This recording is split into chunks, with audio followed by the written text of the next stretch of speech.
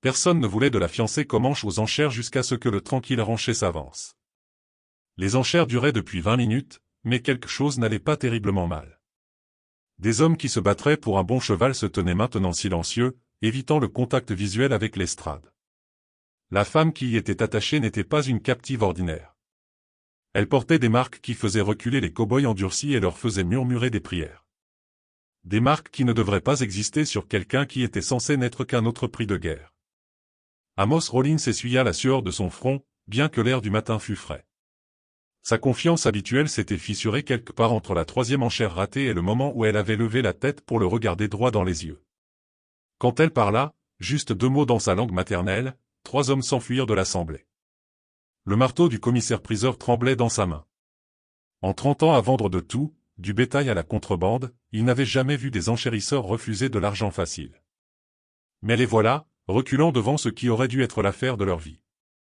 C'est alors que Silas Ward sortit de l'ombre d'où il observait. L'homme qui n'avait pas parlé à une autre âme depuis des mois. L'homme dont le ranch bordait des terres que les cartes prétendaient vides. Mais les gens du coin savaient qu'il ne fallait pas les traverser. Alors qu'il se dirigeait vers l'estrade, les yeux de la femme rencontrèrent les siens.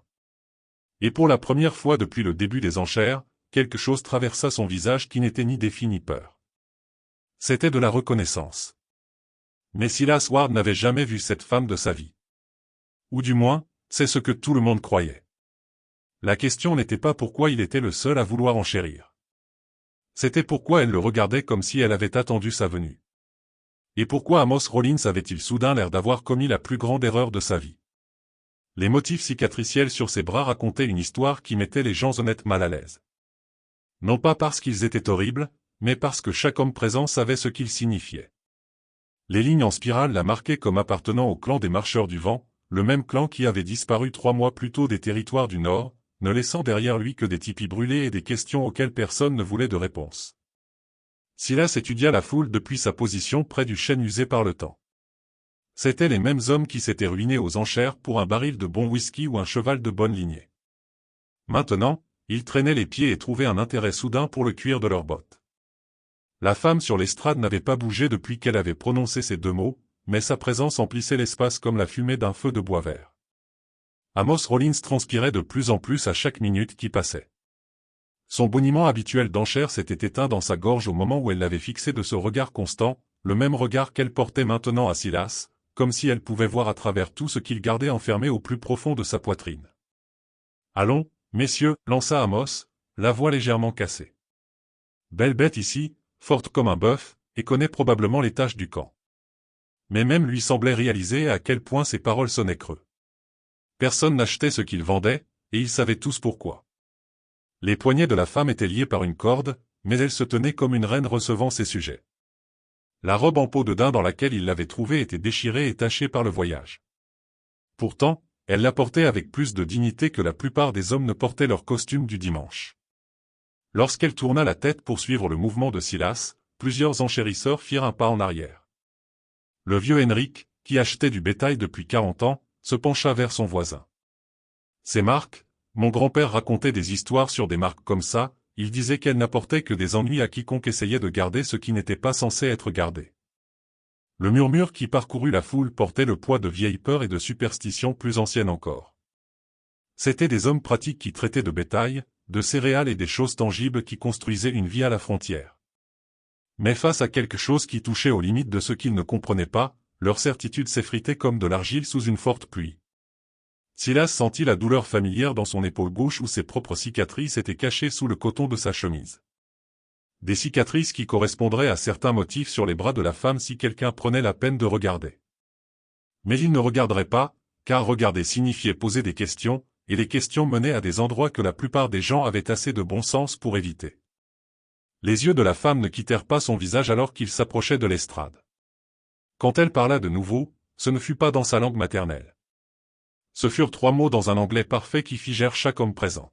« Bonjour, mon frère. » Le silence qui suivit ces paroles s'étira comme une corde tendue, prête à rompre. Tous les yeux de l'assemblée passèrent de la femme sur l'estrade à Silas Ward, cherchant une ressemblance familiale qui donnerait un sens à ce qu'ils venaient d'entendre. Mais Silas avait les traits burinés d'un homme né du vent des prairies et du ciel infini, tandis qu'elle portait les pommettes ôtées la peau cuivrée de son peuple. Amos Rollins retrouva sa voix le premier, bien qu'elle sortît étranglée. Écoutez-moi bien, personne n'a parlé de lien de famille. C'est une transaction légale, tout à fait en règle et documentée. Il agita un papier froissé qui semblait avoir été écrit à la hâte et signé avec réticence. Silas monta sur l'estrade sans y être invité, ses bottes produisant des sons creux sur les planches de bois. De près, les marques de la femme étaient encore plus complexes qu'elles n'avaient paru de loin. Pas des cicatrices aléatoires ou des tatouages décoratifs, mais des motifs délibérés qui semblaient raconter une histoire dans une langue plus ancienne que les colonies qui parsemaient ce territoire. Ayana, dit-il doucement, et le nom portait le poids de pierres tombant dans une eau calme. Elle pencha la tête, étudiant son visage avec l'intensité de quelqu'un lisant un texte familier dans une faible lumière. 5 hivers t'ont changé, faucon solitaire. Mais pas au point que je ne reconnaîtrais pas le garçon qui a appris à pister le cerf en suivant ses rêves. La foule éclata en murmures confus. Faucon solitaire n'était aucun nom qu'ils avaient entendu associé à Silas Ward, le rancher tranquille qui restait dans son coin et payait ses dettes à temps. Mais la femme le prononça comme s'il lui appartenait, comme s'il lui allait mieux que le nom sous lequel ils l'avaient tous connu. Assez de ces bêtises, interrompit Amos, s'épongeant le front avec un mouchoir sale. Quels que soient les jeux auxquels vous jouez, j'ai une vente légitime à conclure ici.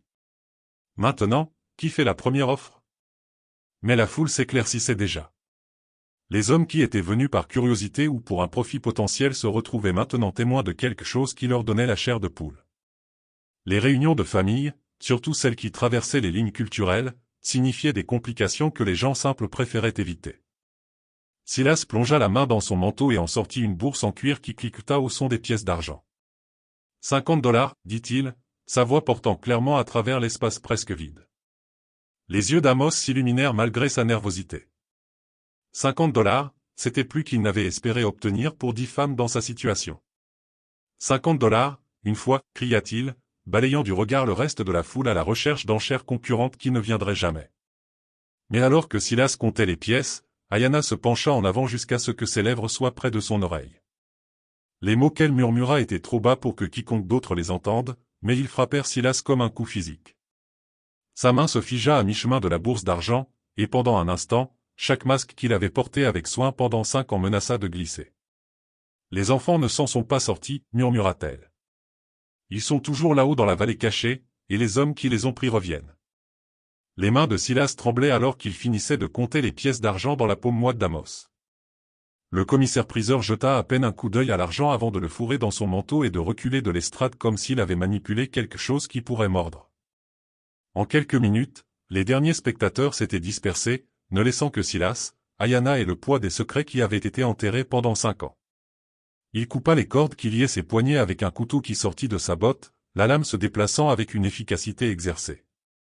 Dès que ses mains furent libres, elle se frotta les doigts pour y faire revenir la circulation et le fixa d'un regard qui contenait toute l'accusation qu'il redoutait.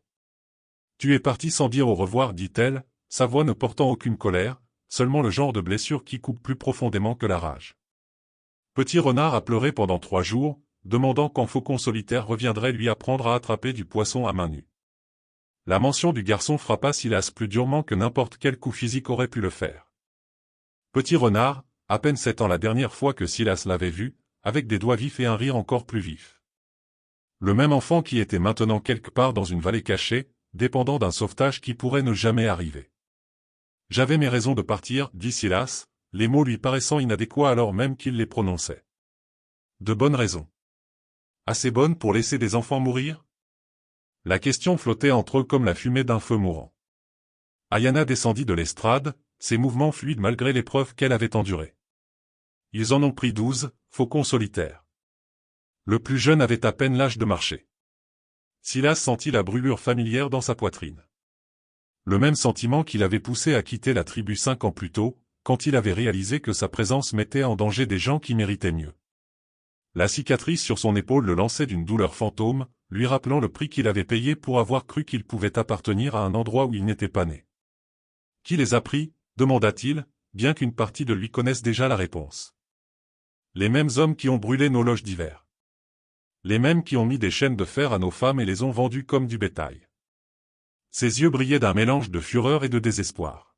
« Ils ont gardé les enfants parce que les enfants peuvent être entraînés, façonnés en tout ce qu'ils veulent qu'ils deviennent. Et ils reviennent parce qu'ils savent qu'il y en a d'autres parmi nous, dispersés dans ces territoires. Les pièces d'un tableau plus vaste commencèrent à se former dans l'esprit de Silas, chacune plus troublante que la précédente. Le clan des marcheurs du vent n'avait pas simplement disparu. Ils avaient été systématiquement chassés et récoltés comme n'importe quelle autre ressource. Mais pourquoi cibler cette tribu en particulier? Qu'est-ce qui les rendait assez précieux pour risquer le genre d'attention qui accompagnait l'attaque de colonies indigènes? Ayana sembla lire ses pensées. Ils ne nous ont pas choisis au hasard, mon frère. Ils nous ont choisis à cause de ce que nous savons, de ce que nous pouvons faire que d'autres ne peuvent pas. Avant que Silas ne puisse demander ce qu'elle voulait dire, le bruit de chevaux approchant coupa l'air de l'après-midi. Plusieurs cavaliers se déplaçant rapidement et venant de la direction de la ville. Le visage d'Ayana devint aussi pâle que de vieux os. « Ils m'ont trouvé plus vite que je ne l'avais prévu, murmura-t-elle. Le bruit des sabots se fit plus fort, accompagné du cliquetis des éperons et du grincement du cuir qui signifiait des hommes armés en mission. Silas attrapa le bras d'Ayana, l'attirant vers le groupe de chariots de ravitaillement garés derrière l'estrade des enchères. Son esprit parcourait les possibilités, aucune d'entre elles n'étant bonne. Si c'étaient les mêmes hommes qui avaient détruit son peuple, alors acheter sa liberté n'avait fait que peindre une cible sur son propre dos. « Combien » demanda-t-il, pressant son dos contre une roue de chariot et regardant par-dessus le bord. « 6, peut-être 7, répondit Ayana, sa voix stable malgré la peur dans ses yeux. Ils voyagent toujours en petits groupes pour éviter d'attirer l'attention. Mais ils sont bien armés, et ils connaissent ces territoires mieux que la plupart des colons. » À travers les interstices entre les chariots, Silas vit 5 cavaliers franchir la colline surplombant le site des enchères. Ils montaient comme des militaires, le dos droit et les yeux balayant constamment leur environnement.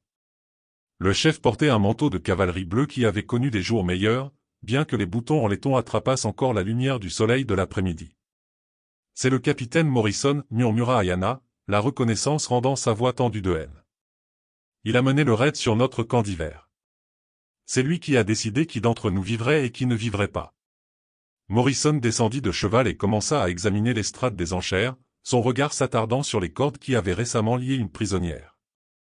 Lorsqu'il trouva les pièces d'argent qu'Amos avait laissées tomber dans sa hâte de partir, son expression s'assombrit comme des nuages d'orage s'amoncelant à l'horizon. « Fouillez la zone » ordonna Morrison à ses hommes. « Elle ne peut pas être allée loin, pas à pied.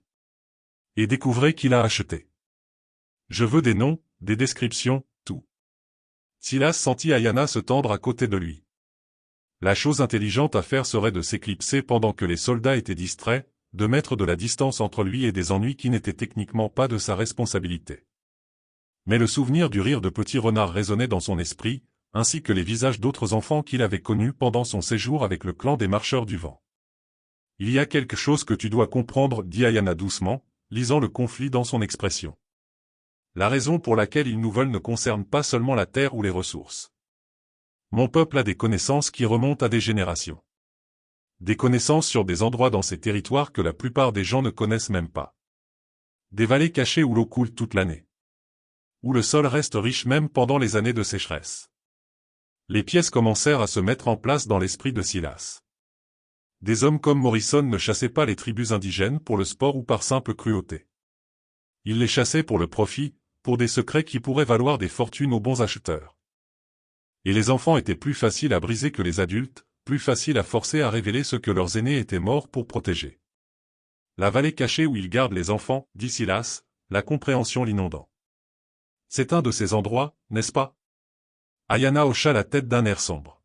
« Le plus sacré de tous nos lieux, une vallée qui ne gèle jamais, où la nourriture pousse à l'état sauvage et où l'eau coule pure. Ils utilisent nos enfants comme guides pour cartographier chaque sentier secret, chaque ressource cachée que notre peuple a protégée pendant d'innombrables générations. » Un des soldats de Morrison se frayait un chemin systématiquement à travers les chariots, se rapprochant de leur cachette à chaque minute qui passait. Silas prit une décision qui changerait le cours de leur vie. « Sais-tu monter à cheval » demanda-t-il. « Mieux que la plupart des hommes blancs ne savent marcher, » répondit-elle avec l'ombre d'un sourire. « Alors nous allons récupérer ces enfants. Mais d'abord, nous devons atteindre mon ranch avant que Morrison ne découvre qui t'a acheté. » Silas guida Ayana à travers un labyrinthe de broussailles et d'affleurements rocheux qui cacheraient leurs traces à tous, sauf aux pisteurs les plus habiles. Son ranch se trouvait à 3 miles au nord-est, mais la route directe les laisserait exposés en terrain découvert où les hommes de Morrison pourraient les repérer de loin. Au lieu de cela, ils suivirent un chemin sinueux que Silas avait mémorisé pendant 5 ans d'isolement délibéré. Le soleil de l'après-midi tapait sans pitié alors qu'ils grimpaient à travers un terrain qui semblait stérile aux yeux non entraînés, mais qui offrait beaucoup de couverture à ceux qui savaient lire la terre. Ayanna se déplaçait avec la grâce fluide de quelqu'un élevé pour voyager silencieusement en territoire hostile, ses pieds trouvant une prise sûre sur la pierre meuble là où d'autres auraient trébuché. « Tu as construit ton ranch sur les anciens terrains de chasse », observa-t-elle alors qu'ils s'arrêtaient pour reprendre leur souffle sous un surplomb de roches rouges. Les anciens disaient toujours que ces terres appelaient les gens qui portaient des esprits de loup dans leur cœur. Silas essuya la sueur de son front avec le dos de sa manche. « Je l'ai construit là parce que l'eau y est pure et l'herbe y pousse épaisse. Rien de plus mystique que le bon sens et une meilleure terre. » Mais même en prononçant ces mots, il savait qu'ils n'étaient pas entièrement vrais. Quelque chose à propos de ces acres particulières l'avait appelé lorsqu'il cherchait un endroit pour disparaître. Quelque chose qui lui rappelait les soirées passées autour des feux de cuisine, à écouter des histoires racontées dans une langue qui lui avait semblé plus familière que n'importe quel anglais qu'il ait jamais parlé. « La cicatrice sur ton épaule, » dit Ayanna, ses yeux suivant la légère hésitation dans son mouvement alors qu'ils reprenaient leur marche. « Tu l'as eu la nuit où tu as essayé de les empêcher de prendre Femme danse du ciel, n'est-ce pas ?» Le souvenir le frappa comme de l'eau froide. Femme danse du ciel, à peine 16 ans et enceinte, hurlant alors que des mains rudes la traînaient vers des chevaux qui l'emporteraient loin de tout ce qu'elle avait jamais connu. Silas s'était battu contre 3 hommes avant qu'une crosse de fusil à l'épaule ne le mette à terre. Et le temps qu'il reprenne conscience, elle était partie. « Je l'ai laissé tomber, dit-il simplement. Tout comme je les ai tous laissés tomber en pensant que je pouvais faire une différence. »« Tu étais un homme contre plusieurs, » répondit Ayanna. « Mais tu as essayé, ce qui est plus que ce que la plupart auraient fait. Et maintenant tu as une chance de réussir là où tu as échoué auparavant. » Ils atteignirent le bord de la propriété de Silas alors que le soleil commençait sa descente vers les montagnes de l'ouest. Sa cabane se trouvait dans une petite vallée entourée de peupliers, avec un corral qui contenait actuellement 2 chevaux et une grange qui avait connu des jours meilleurs mais qui protégeait toujours de la pluie. Cela ressemblait exactement à ce que c'était censé être, la modeste maison d'un homme qui préférait sa propre compagnie à celle des autres. Ayanna étudia la disposition avec l'œil de quelqu'un habitué à évaluer les positions défensives. « Combien de temps penses-tu que nous avons avant qu'il nous retrouve ici ? » « Morrison est bon, mais il n'est pas si bon que ça, » répondit Silas, bien que l'incertitude colore sa voix. « Peut-être jusqu'à demain matin, si nous avons de la chance. » Mais alors qu'ils approchaient de la cabane, Ayanna attrapa soudainement son bras, ses doigts s'enfonçant dans sa manche avec une pression urgente. « Regarde les chevaux, » murmura-t-elle.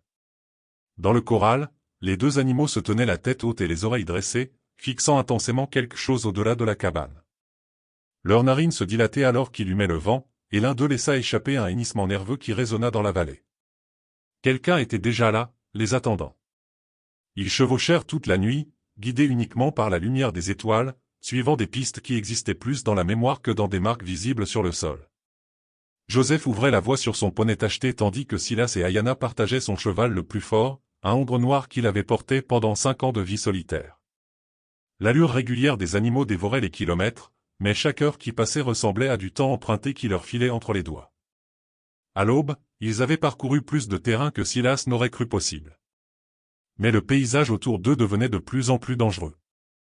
Des falaises rocheuses s'élevaient de chaque côté de leur chemin, créant des couloirs naturels qui pourraient facilement devenir des pièges si les hommes de Morrison avaient anticipé leur route. L'air du matin portait l'odeur de la fumée de bois, suggérant qu'ils approchaient d'une sorte de campement ou de colonie.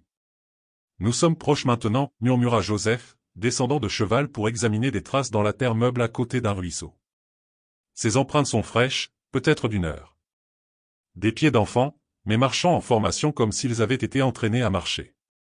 Ayanna glissa du cheval et s'agenouilla à côté des traces, ses doigts traçant les petites empreintes avec la tendresse de quelqu'un lisant un message d'être cher. « Petit renard a marché ici, » dit-elle avec certitude. Son pied gauche tourne légèrement vers l'extérieur quand il est fatigué. Et ici, cette empreinte plus petite appartient à Étoile du matin. Elle traîne toujours les talons quand elle a peur. La preuve de la souffrance des enfants était écrite dans la terre comme des mots sur une page. Silas pouvait voir l'épuisement dans l'espacement inégal de leurs pas, la peur dans la façon dont ils se regroupaient, et le désespoir dans la direction dans laquelle ils étaient forcés de voyager. Ce n'étaient pas des guides consentants explorant un territoire familier. C'étaient des prisonniers conduits vers leur propre destruction. « Pourquoi as-tu vraiment quitté la tribu ?» demanda Ayana doucement alors qu'il remontait à cheval et s'enfonçait plus profondément dans le canyon. « Et ne me dis pas que c'était parce que tu te sentais comme un étranger. J'ai vu comment les enfants te regardaient, comment les anciens écoutaient quand tu parlais. Tu avais ta place là-bas autant que n'importe qui n'est de notre sang. » Silas resta silencieux si longtemps qu'elle pensa qu'il ne répondrait peut-être pas. Quand il parla enfin, sa voix portait le poids d'une confession qui le rongeait depuis 5 ans. « J'étais censé protéger Femme d'Anse du ciel la nuit où ils l'ont prise, dit-il. Pas seulement censé, j'avais promis à son père que je le ferais. Elle portait mon enfant, Ayana. Le bébé qui serait né moitié blanc et moitié indigène, n'appartenant pleinement à aucun des deux mondes, mais portant le meilleur des deux. » La révélation frappa Ayana comme un coup physique. Elle savait qu'il y avait plus dans le départ de Silas qu'une simple culpabilité d'avoir échoué à empêcher le raid, mais elle n'avait pas imaginé la profondeur de sa perte personnelle. « Ils l'ont tué 3 jours après l'avoir prise, » continua Silas, ses mots sortant plats et sans émotion. « L'ont tué, elle et le bébé, quand ils ont réalisé qu'elle ne révélerait pas l'emplacement des lieux sacrés, peu importe ce qu'ils lui feraient. Je suis parti parce que chaque lever de soleil me rappelait que j'avais laissé tomber les 2 personnes qui comptaient le plus au monde. » Devant eux, Joseph leva la main en signe d'arrêt. À travers une brèche dans les rochers, il pouvait voir le canyon encaissé où Morrison détenait les enfants, et ce qu'ils y virent mettrait à l'épreuve chaque once de courage qu'ils possédaient. Le canyon encaissé s'ouvrait devant eux comme une blessure dans la terre, ses parois s'élevant à pic et rouge sur 3 côtés avec une seule entrée étroite. Morrison avait bien choisi sa prison. À l'extrémité, un groupe d'abris de fortune abritait les enfants capturés, tandis que des gardes armés patrouillaient le périmètre avec la confiance désinvolte d'hommes qui croyaient leur position inattaquable. Silas compta 6 gardes et Morrison lui-même, tous concentrés sur les enfants qui étaient forcés de dessiner des cartes dans la terre sous une surveillance constante. Petit Renard était parmi eux, son petit visage émacié par la faim, mais ses yeux toujours brillants du défi qui en avait fait le favori de Silas pendant les années qu'ils avaient passées ensemble. « Là, » murmura Joseph, désignant une corniche qui longeait la paroi et du canyon. « Nous pouvons descendre par là, mais nous n'aurons qu'une seule chance.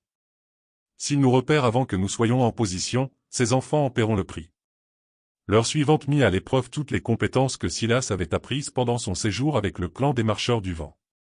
Se déplaçant comme des ombres contre la paroi rocheuse, les 3 descendirent dans des positions qui leur permettraient de frapper rapidement et de manière décisive. Joseph prit les hauteurs avec son fusil tandis que Silas et Ayana se dirigeaient vers les gardes les plus proches des enfants. L'attaque eut lieu à midi, lorsque les gardes étaient assoupis par la chaleur et la routine.